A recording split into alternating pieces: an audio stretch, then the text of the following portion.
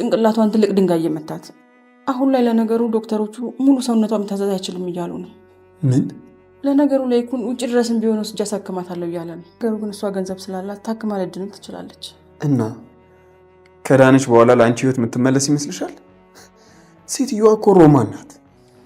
ለዚህ እኮ ነው ሲምባ የሰጠኝ መረጃ ይጠቅመኛል እያልኩ ያለሁት። ለነገሩ የእሷ ስም ስላለበት እኔ ላይ የሆነ ነገር አድርጋለሁ ብላ ብትል በዛ መረጃ አስፈራራታለሁ። አባዬ ራሱ ያን የሚያክል መረጃ ግን እንዴት ላንቺ አምኖ ሰጠሽ? ምናልባት ያው እሱ አንድ ነገር ከሆነ መረጃው ጥሩ ቦታ ይቀመጥ ብሎ ይሆናል። አባዬ በቀላሉ እንደዚህ ተስፋ ይቆርጣል ብዬ አላሰብኩም ነበር። እባክህ ዳጊ፣ አንተም ብትሆን በዚህ ልክ ተስፋ አትቁረጥ። እኛም ደግሞ ከጎንህ እናግዛለን። ባልሳሳት አንተ የዳግም አባት አይደል? ተሰማም የልብ ወዳጅ ነው። ምን? አንድ ነገር ልጨምርልህ፣ የሮማን ወንድም ነኝ። የወይዘሮ ሮማን ወንድም? ማናት ደግሞ ወይዘሮ ሮማን? መጀመሪያ እኮ ስሟ ሲጠራ ብደንግጠህ ነበር። አልገባኝም። ቆይ እዚህ ምን ፈልገህ ነው የመጣው? ጓደኛዬን በፍጥነት እንድትፈታልኝ እፈልጋለሁ። ጓደኛዬ? ቤት ንብረቱን ገንዘቡን አታላችሁ እስር ቤት ስለወረወራችሁት ሰው ነው እያወራ ያለሁት። ሰውዬ ስነ ስርዓት አድርግ እንጂ። እዚህ እኮ ስርዓት የሚባለው ስሙ ብቻ ነው ያለው። ቆይ እንደውም አንድ ነገር ላሳይህ።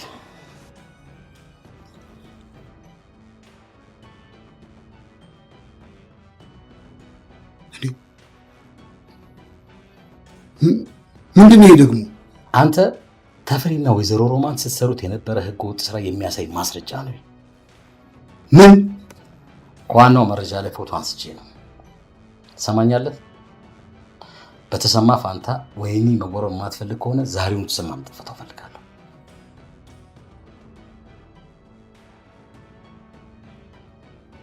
ከብዙ መጠፋፋትና ናፍቆት በኋላ የተገናኙት እናትና ልጅ ዳጊና ዝናሽ ስለ ሮማን አጫወተችው። የተደረገውንና የሆነውን ሁኔታ ዳጊ ሲሰማ ደነገጠ። የሮማን መጓዳት ለእናቱ አደጋ እንዳይሆን ሰግቶ ምን ማድረግ አለብን እማዬ፣ እኔ በዚህ ጉዳይ እንድትጎጂ አልፈልግም አላት። ዝናሽ ግን ሲምባ የሰጠኝን መረጃ እጠቀማለሁ፣ በዛ መረጃ አስፈራራታለሁ ስትል የመከላከያ ካርድ እንዳላት ገለጸች። ዝናሽም የተረጋጋችው በሮማን መጎዳት ሳይሆን ከጀርባው ያገኘችው የመከላከያ ካርድ ነው። ሲምባ የሰጣትን መረጃ፣ ይህ መረጃ ሮማን በራሷ በትልቅ የወንጀል ኔትወርክ ውስጥ እንዳለች የሚያሳይ በመሆኑ ሮማን ከሆስፒታል ወጥታ እንኳን በነፍስ ማጥፋት ሙከራ ብትከሰኝም ይህንን መረጃ አሳልፋታለሁ፣ በዚህ ማስፈራራታለሁ አለች። ዳግምም ሲምባ በቃ አባቴ ተስፋ ቆረጠ ማለት ነው፣ እንዴት መረጃውን አሳልፉ ላንቺ ሰጠሽ፣ እንዴት ሳመነሽ እያለ በአባቱ ግራ ተጋባ። ዝናሽ ግን ሁሌም ከጎኑ እንደምትቆምና አባቱንም ነፃ እንደምታስወጣው እየነገረች አረጋጋችው። በዚህ መሃል ኑሐሚን ስልክ ተደውሎ አባቷ ከፖሊስ ጣቢያ መያዙን ነገረቻቸው ለቤተሰቡ። ሙሉ ቤተሰቡ ቢደናገጥም ይሄ ቀን ግን እንደሚመጣ ከራሱ ከልጁ ጀምሮ እርግጠኛ ነበሩ። ኑሐሚን አይዞሽ በቃ ተረጋጊ፣ ወደ አባትሽ ሂደሽ መጠየቅ አለብሽ ሲሏት ኑሐሚን በፍጹም አላደርገውም፣ ይህንን ማድረግ አልችልም። አዎ አባቴ በመታሰሩ ከፍቶኛል፣ ነገር ግን በዚህ ፍጥነት ይሆናል ብዬ አላሰብኩም እንጂ ይሄ እንደሚሆን እርግጠኛ ነበርኩኝ። ምክንያቱም ገንዘብ ለውጦት ነበረ፣ ወዳጆቹን፣ ቤተሰቡን፣ ባለቤቱን፣ ብዙ ነገሩን አበላሽቷል። ይሄ ይገባዋል አለች። አቶ ተሰማ ግን በእስር ቤት ሆኖ እየተጨነቀ እና እየተጸጸተ ነበረ። አቶ ላይኩን ይህንን ሲሰማ ወደ አቶ ተሰማ ለመጠየቅ ሄደ። አቶ ተሰማ ወዳጅ የሆነው አቶ ላይኩን ጓደኛዬ በፍጥነት እንድትፈታ ፈልጋለሁ፣ ቤት ንብረቱን፣ ገንዘቡን፣ ይህ ሁሉ ነገር ላንተ መቀማት አልነበረበትም። አዎ ተሳስተሃል፣ ግን የልብ ጓደኛዬ ነህ አለው ላይኩን። ተሰማ ላይኩን ሲያየው እውነቱን አንተ ነህ እዚህ ድረስ መጥተህ የጠየከኝ እያለ ክፉኛ አለቀሰ፣ ተጸጸተ። ተሰማ የራሳቸውን ቤተሰብ ብቻ ሳይሆን የላይኩንንም ቤተሰብ አናግቶ ነበረ። አቶ ተሰማ ለገንዘብና ለጥቅም ሲሉ የልብ ጓደኛውን ላይኩንን ውለታ ረስተው የሮማንን እና የአቶ ተፈራን በመቀላቀል አሳልፈው ሊሰጡት ነበረ፣ ሊሸጡትም ነበረ። አቶ ላይኩን ግን በጥፋቱ ሳይበቀለው እስር ቤት ሊጠይቀው በመምጣቱ ተጸጸተ። በጸጸትም ውስጥ ሆኖ አፈረ። አቶ ተሰማ ግን የይቅርታ ልብ እንዳለውና በአንተ እንደማልጨክን እንደምታስፈታውም በቃል ገባለት። አቶ ላይኩን ከአቶ ተሰማ ጋራ ተገናኝተው እንደጨረሱ ቀጥታ ወደ ኮማንደሩ ቢሮ በመግባት ጓደኛዬን በፍጥነት እንድትፈታልኝ እፈልጋለሁ። ቤትና ንብረቱን ገንዘቡን አታላችሁ እስር ቤት ስለወረወራችሁ ሰው እያወራው ያለሁት አለው። ኮማንደሩ አንተን ከዚህ በፊት አውቃለሁ ልበል? የዳጊ አባት ነህ አለው። አዎ የዳጊ አባት ነኝ፣ የአቶ ተሰማ ወዳጅ። ሌላም ልጨምርልህ? የሮማን ወንድም አለው። ኮማንደሩ ደነገጠ። አይ ሮማን አላውቃትም ብሎ ሊዋሽ ቢሞክርም ምን ነው አሁን ስሟን ስጠራት ደንግጠሃል ነበረ እንዴ? ለማንኛውም ሰውየውን ካስገባችሁበት የሚስጥር ቋጠሮ በቀላሉ እንድትፈቱ ትፈልጋለሁ አለ። ምን ማለት ነው ብሎ ኮማንደሩ ሊዘባበትበት ሞከረ። ሰውዬ ስነ ስርዓት አድርግ እንጂ ሲል ኮማንደሩ ሊያስፈራረው ሞከረ። ላይኩን ግን ከአንገት በታች የሚያስቆርጥ አንድ ትልቅ ሰነድ መዘዘ። እርሱም አቶ ተፈራ፣ እህቱ ወይዘሮ ሮማን እና ራሱ ኮማንደሩን የሚሰሩትን ከባድ ወንጀል የሚያሳይ ሰነድ ነበረ። ሙሉ መረጃውን በፎቶግራፍ አንስቶት ነበር። ላይኩን ማስረጃውን ለኮማንደሩ እያሳየ በተሰማ ፈንታ ራስ መግባት የማትፈልግ ከሆነ ዛሬውኑ እንድትፈተው ፈልጋለሁ በማለት ኮማንደሩን እጅና እግሩን አሰረው። የመጨረሻው የበቀል ውሳኔ እንዳያስተላልፍ አስገደደው። ክህደት፣ ፍርሃትና ፍርደ ገምድልነት በነገሱበት በዚች አስጨናቂ ሰዓት የተቋጩ ሚስጥሮች ሙሉ በሙሉ በአንድ ጊዜ መፈንዳት ጀመሩ። የታሪኩ ሙሉ በገንዛ ስራቸው ወጥመድ ውስጥ እየገቡ የወደፊት እጣ ፈንታቸው በቆመ መሬት ላይ እየተናወጠ ነው። ላይኩን በክፍል ውስጥ ቆሞ በድንጋጤ ዝቅ ብሏል። አይኖቹ በትኩረት እያየ እውነቱን እንዲነግራት ትማጸነዋለች። ዝኑ ንገረኝ እስኪ ላይኩን፣ ሮማን እንዴት ሆነች? እህት ሞተች?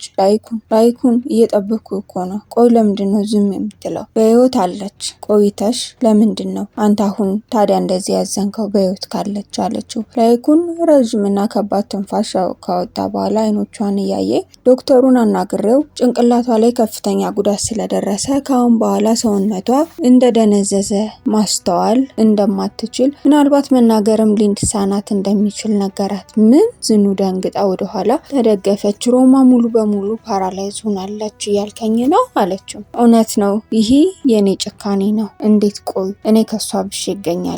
ዝኑ ራሷ መውቀስ ጀመረች። ዝኑ እኔ ነኝ ሮማን ላይ ያንን ክፉ ያደረኩት፣ እኔ ነኝ ጥፋተኛዋ። ላይኩን ቢሆንም ይሄ ያንቺ አይደለም። እሷ ቢሳካላት እኮ ሙሉ ቤተሰቡን ፓራላይዝ ለማድረግ ነበረ እቅዷ። ምንም እንዳትጸጸች አላት። ግን ምን ያደርጋል፣ ይሄው የራሷ ክፋት ራሷ ላይ ጣላት። ዝኑ ወደ ላይኩን ጠጋ ብላ እጆቿን እያያዘችው ላይኩን በጣም አዝነህብኛል አይደለ?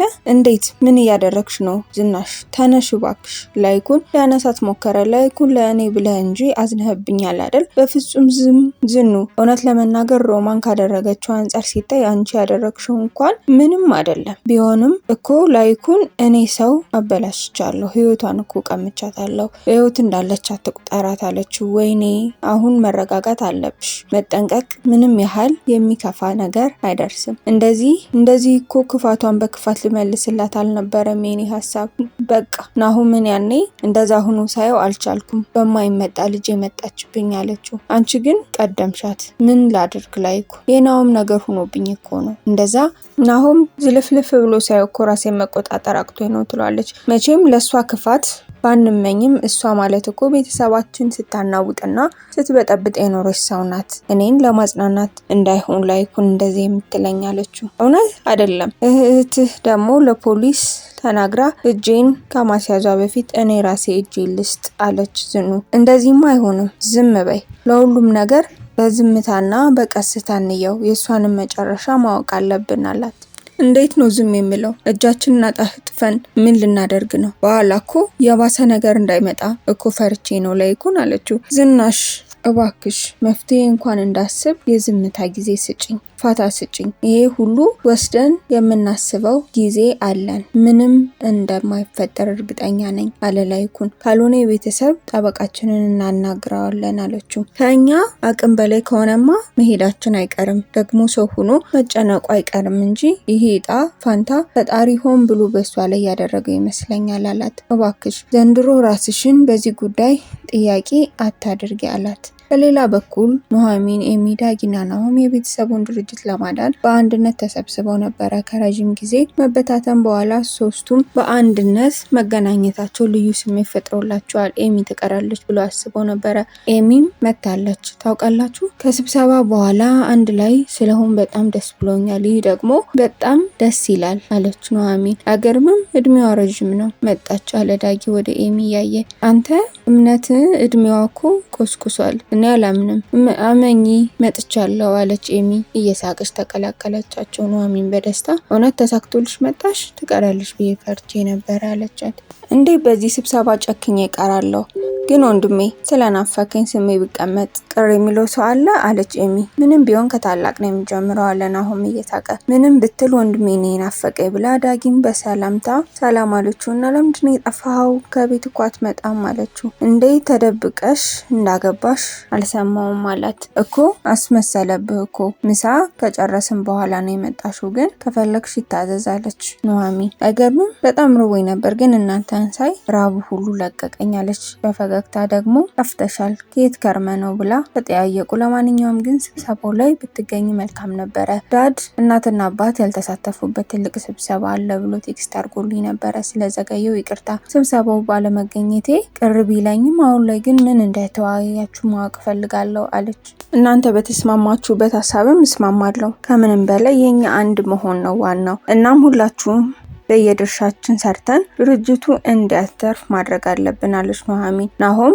ቀበል አድርጎ የእውነት ነው ሁላችንም በየራሳችን ጉዳይ ተውጠን ባለንበት ሰዓት አንቺ ግን ስለ ድርጅቱ አስበሽ ስብሰባም ስለጠራሽ እናመሰግናለን አለ። እንዴ ስለ ስብሰባው ምንም አልነገራችሁኝም አለች ኤሚ። ኑሐ ዋናውን አጀንዳ ማብራራት ጀመረች። ዋናው ዓላማ ሆቴሉ ሳይሸጥ ባለበት እየሰራ የድርጅቱ የተወሰነ አክሲዮን ተሽጦ በቀሩ አክሲዮኖች መንቀሳቀስ ነው። እኔ አክሲዮን ልሸጥ ነው እንዴ አለች ኤሚ። በድርጅቱ እኮ ሙሉ በሙሉ አትኖሩም ነበረ።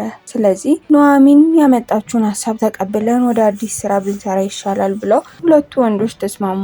እኔ በበኩሌ ድርጅቱ 40% መሸጡ ምንም አልጎረበጠኝም አለ ዳጊ። ጭራሽ 40% አክሲዮን ልሸጥ ነው? ቆይ እና አባዬ ግን ይሄንን ነገር ያውቃሉ አለች ኤሚ በመደንገጥ። በዚህ ጉዳይ ወሳኞቹ ምንም ቢሆን ዳድ በዚህ ሀሳብ ይስማማል። ምክንያቱም እቃውን ድርጅቱን ካሁን በኋላ በወጣቶች ተተክቷል ብሎ አሳልፎ ሰጥቶናል። እኛ ደግሞ የተሻለው ነገር ይሄ ነው ብለን ስለመረጥን ማሚና ዳዲም የሚስማሙበት ይመስለኛል አላት። እኔ እንኳን ከመጣው በኋላ ጋሽ ላይኩን ድርጅት ምን ያክል እንደለፋ ሲጥር እንደነበር አውቃለሁ። ቤተሰባችን ላይ የደረሰው ተደራራቢ ችግር ጋሽ ላይኩንን ትኩረትን እንዳይሰበስብ አደረገው እንጂ ከዚህ በላይ ድርጅቱ ከፍ ብሎ ማድረግ ይችል ነበረ። አሁንም ለደረሰበት ኪሳራ እኛ ከጋሽ ላይኩን ጥንካሬና የስራ ከር ተነስተን ከፍ ማድረግ ግዴታችን ነው አለች ኑሐሚን። በድርጅቱም ሆነ በቤተሰባችን ላይ የሚመጣውን ከባድ መከራ እንደ ቤተሰብ ተጋግዘን ለማቅረፍ መሞከር፣ ከዛሬ ጀምሮ አንድ ላይ እንደሆንን ቃል በመገባባት መጀመር እንችላለን። በጣም ደስ ይላል። እውነት ለመናገር እዚህ ስብሰባ ላይ እማዬና አባዬ ቢገኙ ደስ ይለኝ ነበር። ኑሐሚን ፈገግ ብላ ስለ ስብሰባው ለማውራትና ጥሩ የቤተሰብ ጊዜ ለማሳለፍ ቆንጆ የራት ፕሮግራም ይኖረናል። ከስንት ጊዜ በኋላ እንደ ቤተሰብ አንድ ላይ ተሰብስበን ልንቀርብ ነው። በጣም ደስ ይላል። ተመስገን። የድሮ ፍቅራችን፣ ሰላማችን ሊመለስ ነው። ሁላችንም ለምን ይሄን ጊዜ ምክንያት ለማድረግ ወይን አንጠጣም አለ ዳጊ። አይ እንደዛ አይሆንም፣ ሁላችንም ማታ ይደርሳል። አሁን እኔ ኤሚ ወደ ቤት ሄደን እራት እናዘጋጃለን አለች ኑሐሚን። ዳጊ ናሆምን እያየ ኮራውብሽ የኔ ንግስት፣ አንቺን ፈጣሪ ስለሰጠኝ አመሰግናለሁ። የኔ ባቶኝ ቆጨኝ ነበረ አለ ናሆም። ኧረ እባክህ ማንን ለማስቀናት ነው አሉ እየተሳሳቁ። በከተማችን ሌላኛው ጫፍ አቶ ተሰማ በከፍተኛ ጭንቀት ውስጥ ሆኖ ስልኩን እያነሳ ለተለያየ ሰው ለመደወል እየሞከረ ነበር። ዝም አላለችውም። አንዴ ተፈራ ጉምሩክ መድኃኒት ጋር ይደውላል፣ አንዴ ደግሞ ስልኩን አንስቶ ሮማን ጋር ይደውላል። ግን የሁለቱም ስልክ እየሰራ አይደለም።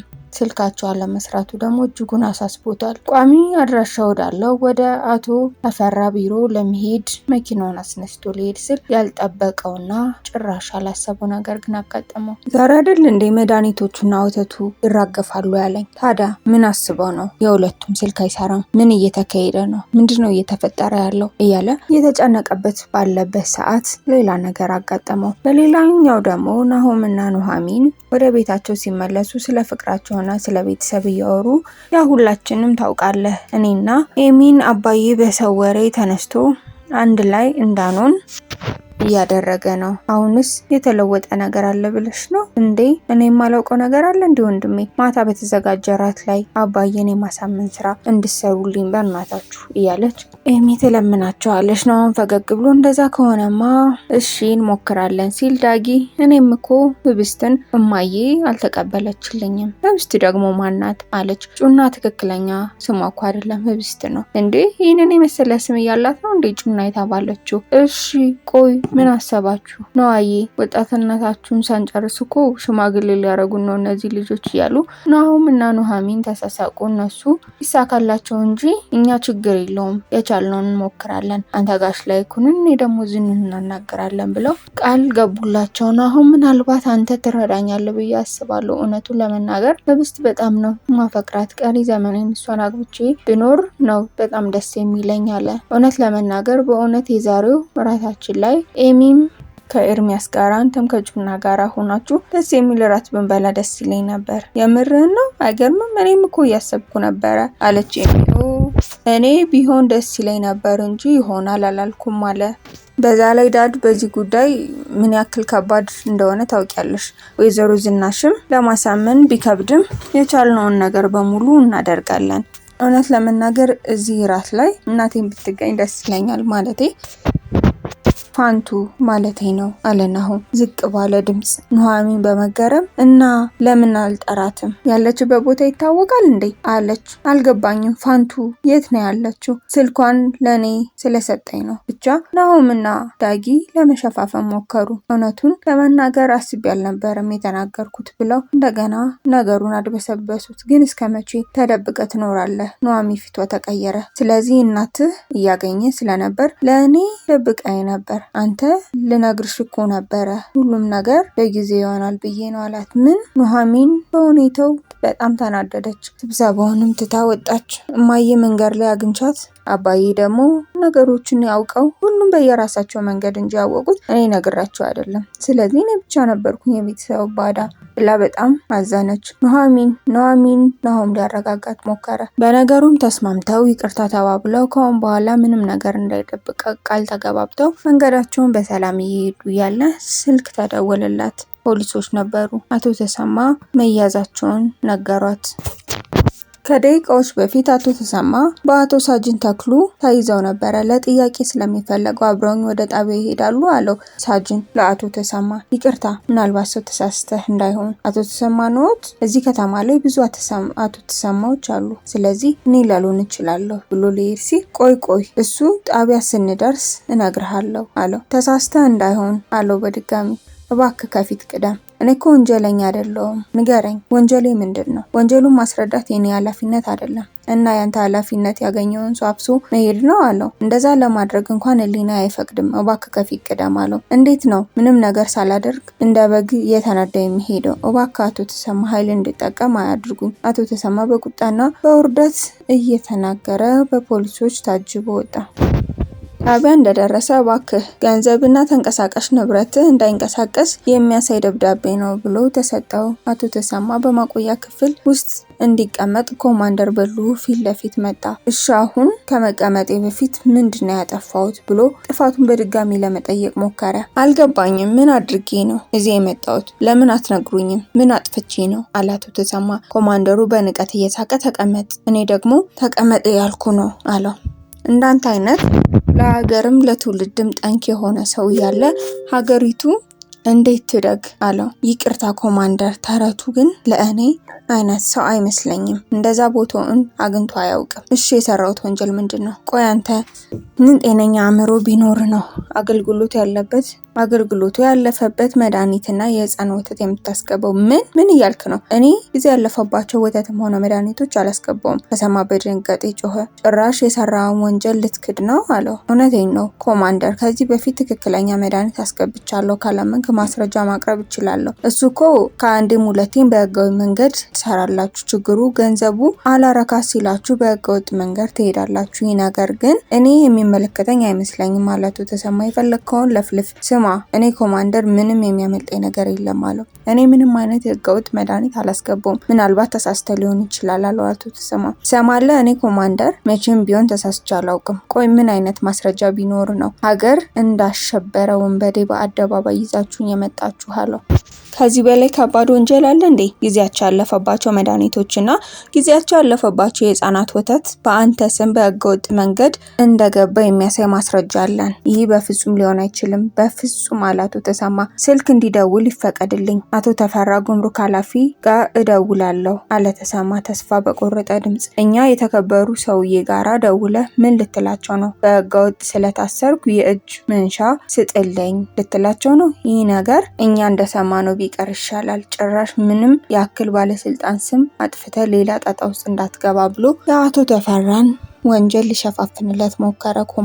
ኮማንደሩ ትቶ ሲወጣ በድብቅ ስልኩን አውጥቶ ለአንድ ሰው አለቃ መደወል ጀመረ። ለአቶ ተፈራ ኮማንደሩ ራሱ ደወለለት። ሄሎ ጌታዬ፣ ያልከውን ነገር በአግባቡ ፈጽም ያለው እኛ ምንም አድርግ ያልከንን ከመታዘዝ አንተን ከማስቀደም ምንም ስራ የለንም አለ። ወይዘሮ ሮማን የት እንዳለች ተፈራ ሲጠይቀው እኔ ስለሷ ምንም ማስረጃ የለኝም፣ እሺ እንዳሉኝ አደርጋለሁ፣ ያለችበትን አጣራለሁ አለ። ዘንድሮማ የጀመርኩትን ፎቅ ሳልጨርስ ወደ ኋላ አልልም ብሎ ኮማንደሩ ራሱ ወንጀሉን እንደሰራው የሚያሳይ መረጃ ሰጠ። ኮማንደሩ ስልኩ እንደዘጋ ድንገት ኑሐሚን ግን ከናሆም ጋራ ተነጋግራ ችግሩ ቢፈታም ከውስጧ ግን ፈጽሞ አልጠፋላትም። በድጋሚም ጸቡ ተቀሰቀሰ። ናሆም ስልኩ ተደብቆ ሲያወራ መቆየቱ ኑሐሚንን ከሌላ ሴት ጋራ የሚያወራ መስሏትም ነበረ። ሙሉ በሙሉ እርግጠኛ ባትሆንም እንዴት ከኔ ከሚስትህ ይህን የሚያክል ሚስጥር ትደብቃለህ? እኔና አንተ እኮ እናትህን እንዳገናኘ ከማግዘህና ከሚፈልጉ ሰዎች አንዷ ነኝ፣ እንዴት ትደብቀኛለህ አለችው። ናሆም ግን እጆቹን ወደ ጆሮ አድርጎ ይቅርታ እየጠየቃት እውነቱን ነገራት። መደበቃት ሌላ ሴት ጋር ሳይሆን የእናቱ ፋንቱ ነበረ። ፋንቱ በድብቅ ታገኘው እንደነበረና እንዳይናገርም ያስጠነቀቀችው ራሱ ፋንቱ መሆኗን ናሆም ነገራት። በአጋጣሚ ነው ያገኘዋት። ኑሐ እውነቱን ስታውቅ በደስታ ተዋጠች። አንተ በጣም እድለኛ ነህ፣ አሁን በመጨረሻም የናፈካትን እናትህን አገኘህ አለችው። ኑሐሚን ማታ ለሚደረገው የራት ግብዣ ፋንቱን እንዲጠራት ጠየቀችው። ናሆም ፋንቱ በከባድ ሁኔታ ኃላፊነት ውስጥ እንዳለች በአካል እንደማትገኝ እንደዛ ነው የሚሰማኝ፣ ካሁን በኋላ ግን በዚህ ጉዳይ ባናነሳው ደስ ይለኛል ተባብለው ሀሳቡን ለአንዴና ለመጨረሻ ጊዜ ዘጉት።